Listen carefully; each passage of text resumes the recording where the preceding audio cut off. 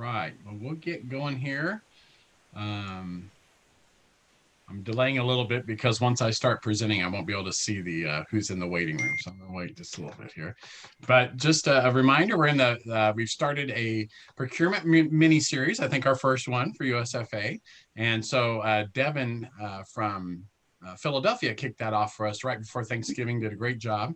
And now today we have Julie and Mallory, so from Dallas and from Orange County down there in beautiful sunny Florida, but it's only 58, I hear, so it's really cold for them.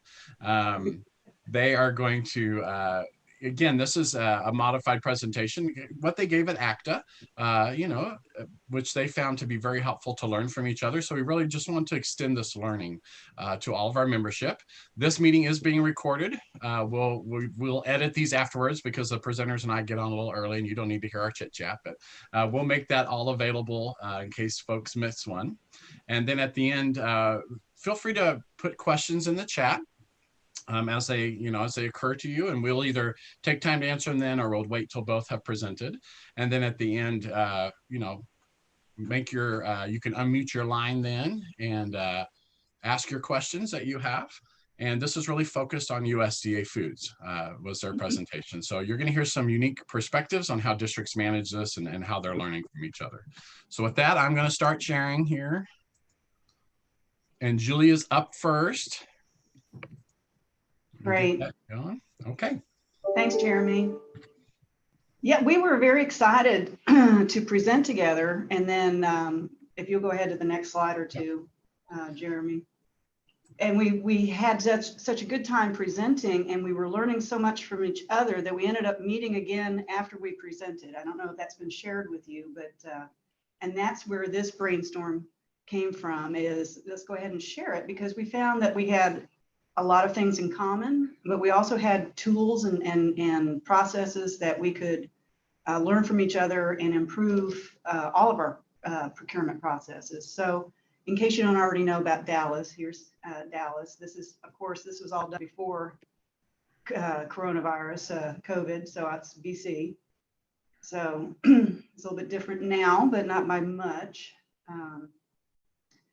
And so just basically, I have 3 or 4 slides that we start with creating the menu. I think almost all of us do that. What do we want to serve? What are some student favorites? Taking all that input and start plugging it in, creating patterns. So like all chicken is on Tuesdays and Thursdays, or beef is on Wednesdays, or whatever. Vegetarian is every day, of course. But starting to put in a pattern. So we build that 3-week, for us, a 3-week cycle menu.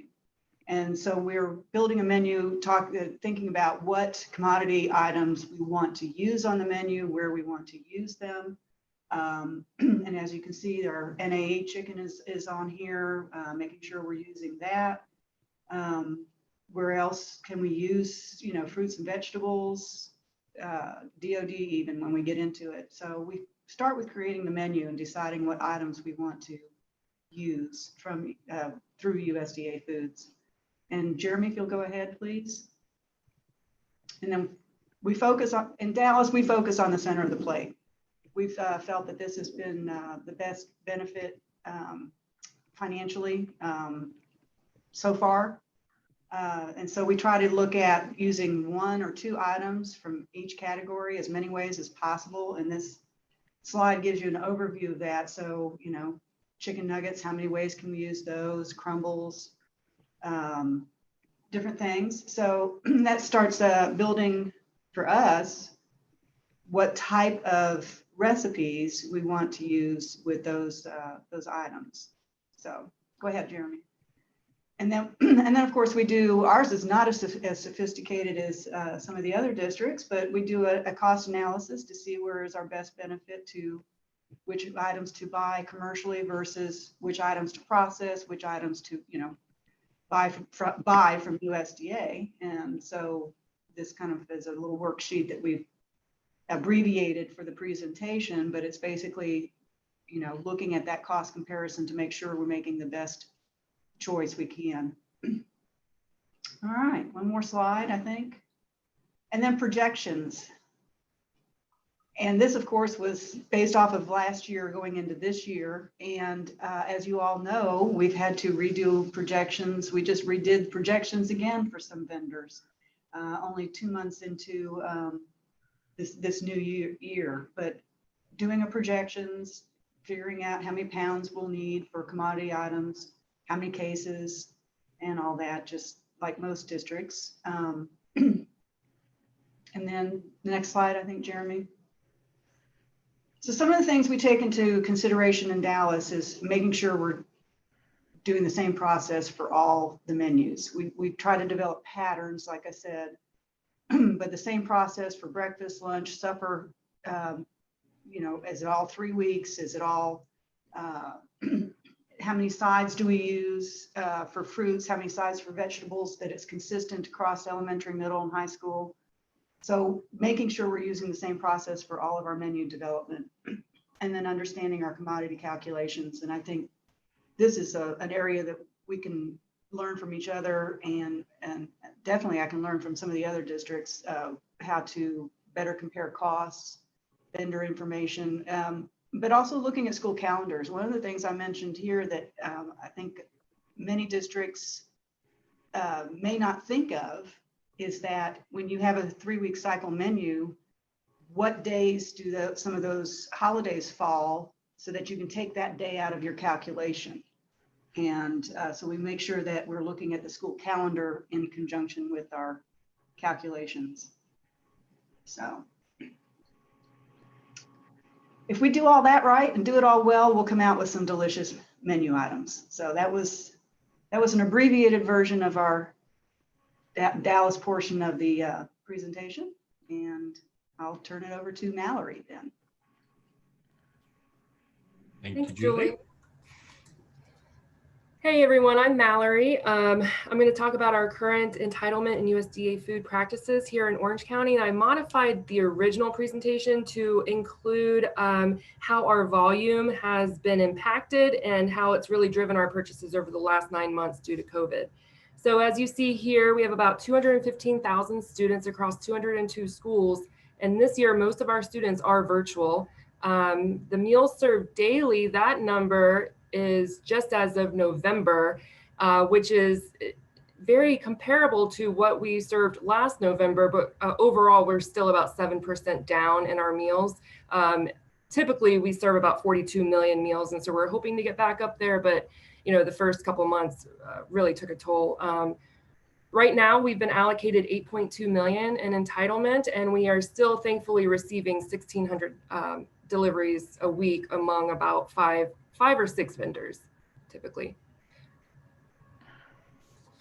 If you have seen the presentation before, Orange County, we allocate our USDA foods based off of a volume-driven value pass-through calculation.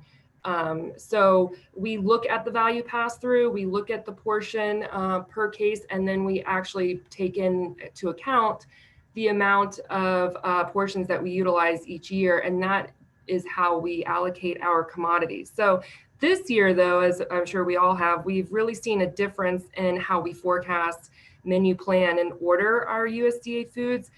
We added curbside distribution back in March, and so now curbside actually drives about 66% of our total participation, and this has created the need to actually create a separate, much more streamlined menu for curbside.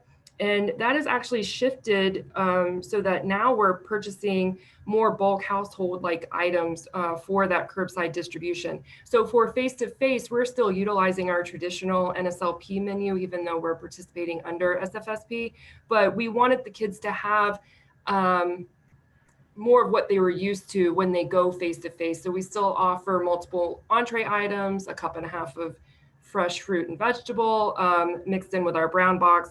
And so really the amount that we have purchased, though, has decreased because our face-to-face is really only 34% of our total participation. So with that shift, we have seen our food costs decrease, but that is mostly because now we're using more of our entitlement than we were in the beginning. So we've actually seen a decrease in 4% of our food cost, but our entitlement has actually, we've used 100% of our entitlement already, and it's only November. Also,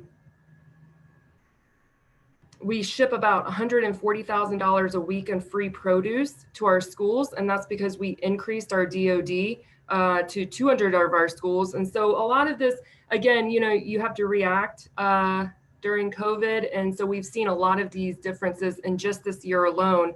And we planned a goal of using our entitlement, 39% of our entitlement of what we've allocated. So we allocated 100%. We leave nothing on the table because we found that if you leave nothing on the table, then you get gifted. Our state will gift us with additional pounds. So we use up all of our entitlement right away. And then each month we set monthly goals.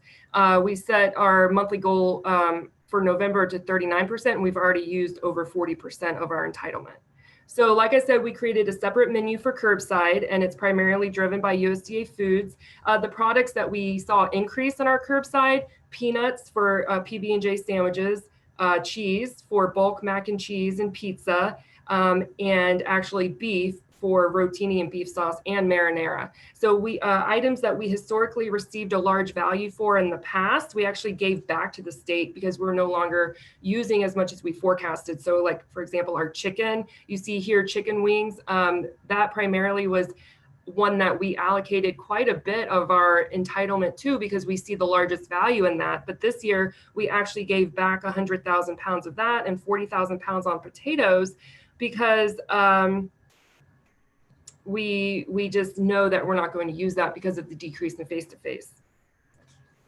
So as you see here, this is the spreadsheet that we initially created upon our award. So we award based off of volume driven. So we take into account the value pass through, and we take into account the amount of money that each portion will give us in commodity pricing, but then we add in what we forecast, the forecasted usage. So you'll see here that this year it's going to be a little bit different when we use this calculation because we have to place our orders by next in a couple months. And so we're going to reevaluate the total value of our USDA Foods for this year coming up. And the volume of what we're using has definitely changed. And so, for example, since our curbside makes about 66% of our participation, the products used will create more volume and therefore more value than in the past. So one example is our marinara sauce. We mainly use this for the red orange for our curbside.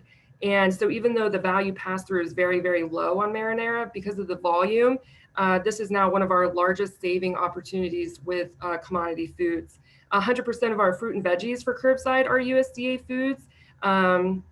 Again, chicken wings are no longer one of our most value-driven products, but cheese has become number one. We've seen an increase in 73,000 pounds since just August. And so we've saved $120,000 just from what we initially forecasted. You can switch. And finally, again, with an aggressive goal of 39% of our entitlement usage, we are currently exceeding that at 40%. And truthfully, we were behind our goal until October. So we met challenges through drawdowns on specific items. For example, a couple manufacturers weren't able to meet the supply and demand on our traditional menu. And so when we pivoted our focus to curbside, because that's obviously where most of our customers are these days, we made adjustments to the menu to include the bulk products. We utilized more DOD and bulk processing, which then exponentially raised our usage. And again, we were able to pivot so quickly because we awarded multiple awardees on the contract, and the state is extremely helpful and responsive to our needs. So manufacturer flexibility was very helpful as well, especially in the last couple months. They actually changed the mac and cheese from a 5-pound bag to a 3-pound so that we could utilize that drawdown. And if they hadn't been able to change their packaging, we wouldn't have been able to use that commodity food. So again, this year, communication has really been the key in spending our entitlement money, being flexible, being able to pivot quickly. And in a moment, the traditional way that we serve our students has changed. I think since the beginning of time, we've served them face-to-face in our cafeteria, or we provided, meals in the classroom. And this year, we have really seen the difference in providing out meals via curbside. And so, yeah, communication. And I have to say these meetings that we've had and these conversations that we've had here have been very, very helpful in that as well. And that's the end of my presentation.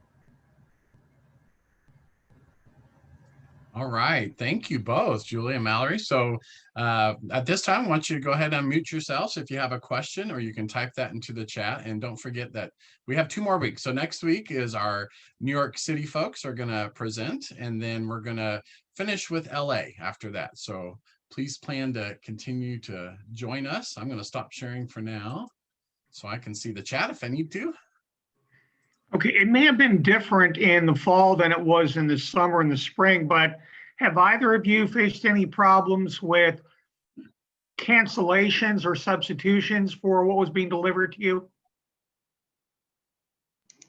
Yes, we've had been shorted on deliveries. We've had cancellation of an entire product. We've had delays. And not just food, in supplies as well as even equipment, and because of manufacturing issues or whatever. But yes, we just had a report this morning of how many issues we had with deliveries in October, and there was at least, what, Michael, 10, 12 issues that we had just in October with product being shorted or incomplete, couldn't manufacture it, so they had to delete the order and we had to make substitutions. A lot of times we were able to make internal substitutions, but some other times we head out and purchase something else. So, Mallory? Well, you may remember on a couple of our meetings, I've raised the point of what have we learned from this whole experience and what could we do to improve operations. So any of the things that you had to do as a result of cancellations and substitutions, any suggestions you have for improving that situation would be helpful for you to send on to us, so that as we put together our recommendations, we're doing so based on actual experiences. Okay, I'll be happy to send you some reports, Roger. Thank you.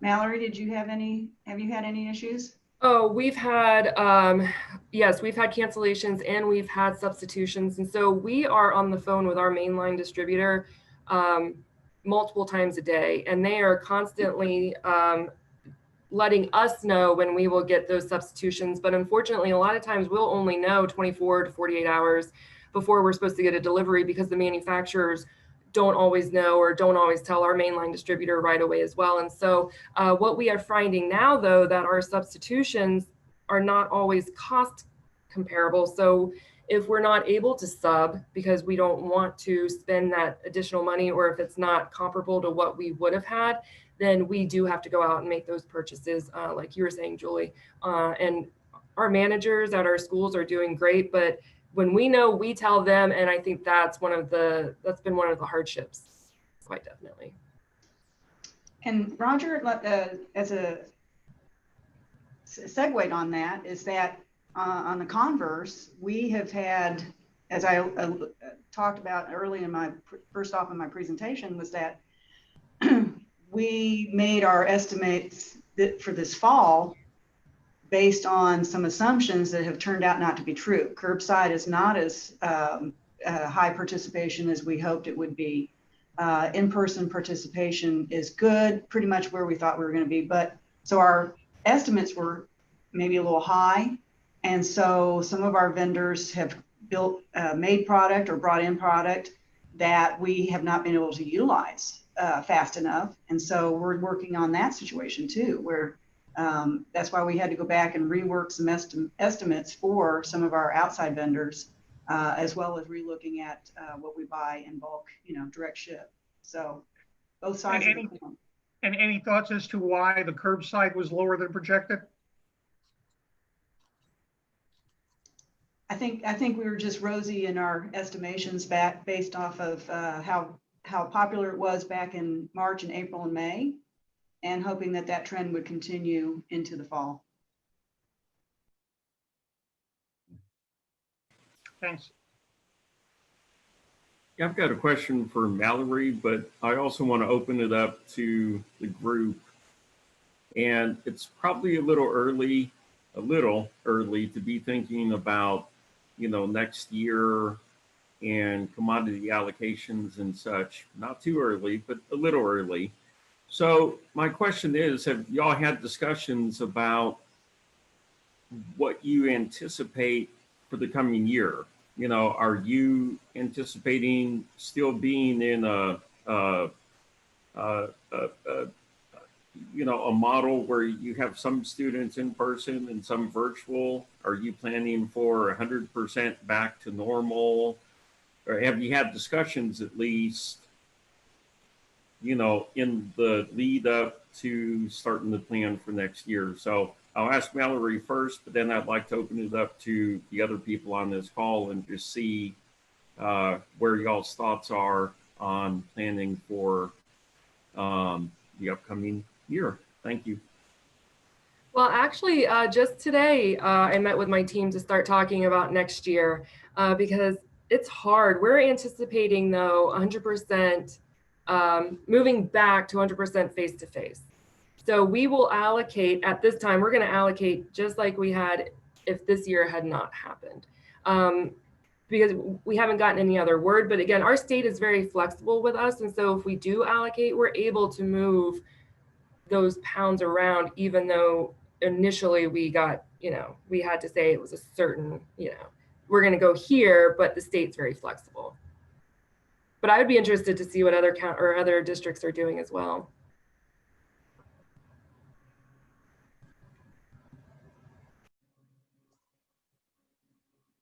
Don't get shy on us now. I think it is hard, right? Because you got to start making your commodity projections for next year and stuff. I think we've all kind of given up trying to project this year. And we're already hoping that next year gets back to normal. I think for us, we were looking at trying to do some different things, but we're not. We're going to stay with really putting our money into center of the plate items and working with our categorical partners to produce whatever we need. And whether that's individually wrapped or it's back to normal that we're going to heat and serve in the kitchen, that's yet to be determined. But it's just trying to determine, okay, where are we going to put our buckets at? And we're going to keep to the same main buckets that we think we can utilize. I do have a question for you, Julie and Mallory, since you guys worked pretty closely and your districts are kind of similar in size and volume and stuff. In looking at your purchases and stuff, and for me, I'm really interested in the analytics part. I love the data and that part of it, but I'm not really good at creating my own spreadsheets and doing all that stuff. And I think this is where, school districts could really benefit by programmers coming in and putting into these programs where you could put in what you think you might use, and it would tell you exactly where to put your commodities, where you're going to get the most dollar value for that. Did you guys find that you were using similar spreadsheets, similar formulas, similar analytical thinking in the process of how to decide what buckets to put your commodities in? Mallory, do you want to go first or? Oh, sure.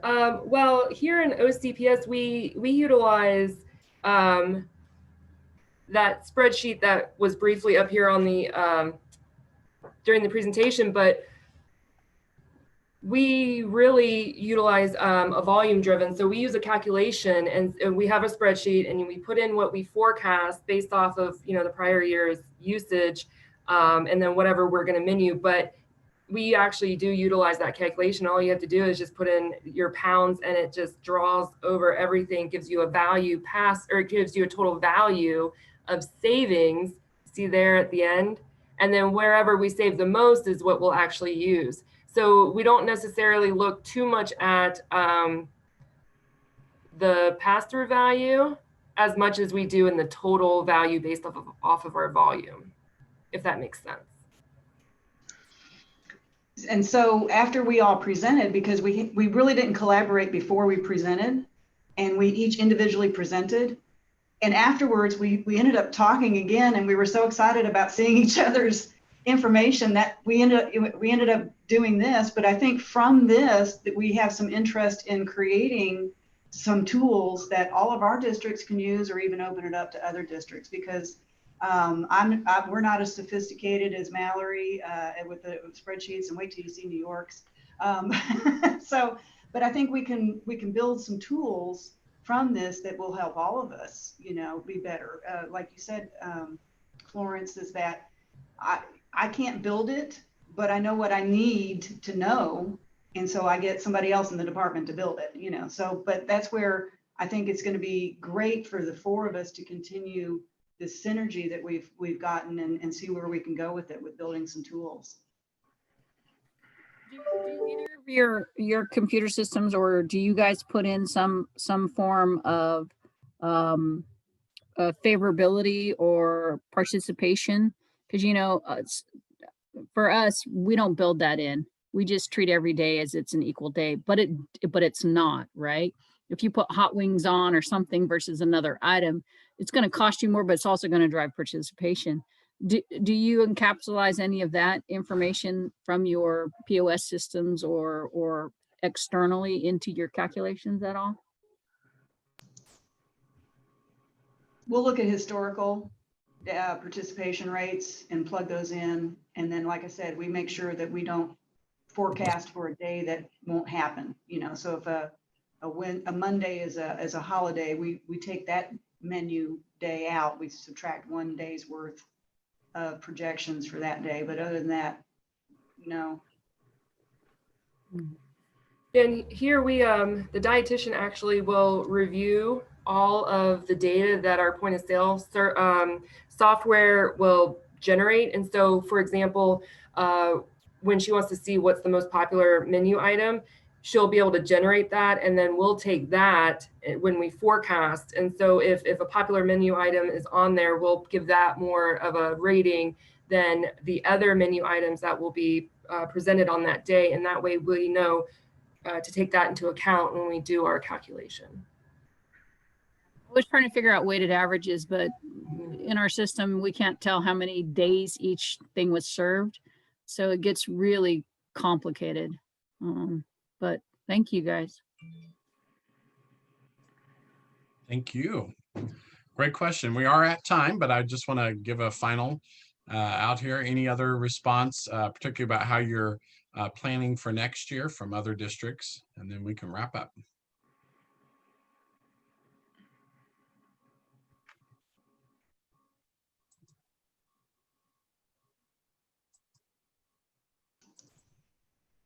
I just want to say thank you for allowing us to present all this information and getting everybody's input, because as I sit on the procurement subcommittee, I think this will help us in our work as well, and help us all do better. But thank you for your time today and making the time for this short half hour of information. And thank you, Jeremy, for putting it together.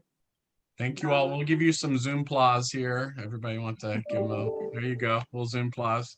Thank you both, Mallory and Julie. We appreciate you sharing your knowledge with us and just being willing to share this information. So we'll see everyone next week, I hope, and enjoy the rest of your week. Take care. Thank you, y'all. Bye-bye.